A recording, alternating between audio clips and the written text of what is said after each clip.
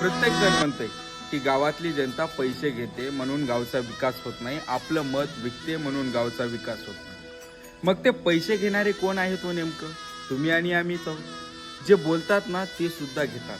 तुम्ही आणि आम्ही दोघांनी ठरवलं पाहिजे की यावेळेस कुणाचा एकही रुपया घ्यायचा नाही, कुणाचं शर्मिंद राहायचं नाही। कारण अशानं काय व्हायला माहित आहे का, आपण स्वतःहून गावच्या विकासावर आपण स्वतःच तोंडा टाकायलो। कारण त्यांच्याकडनं आपण पैसे घ्यायलो, त्यांनी आपल्याला पैशाची लालूच दाखवायले आणि आपलं तोंड पक्क दाबणीनं शिवून टाकाले।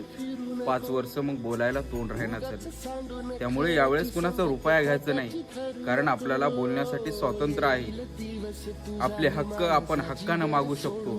जर असं कोणाची लालूच घेतलं तर मागता येत नाही। त्यामुळे यावेळेस कुणाचा रुपया घ्यायचा नाही।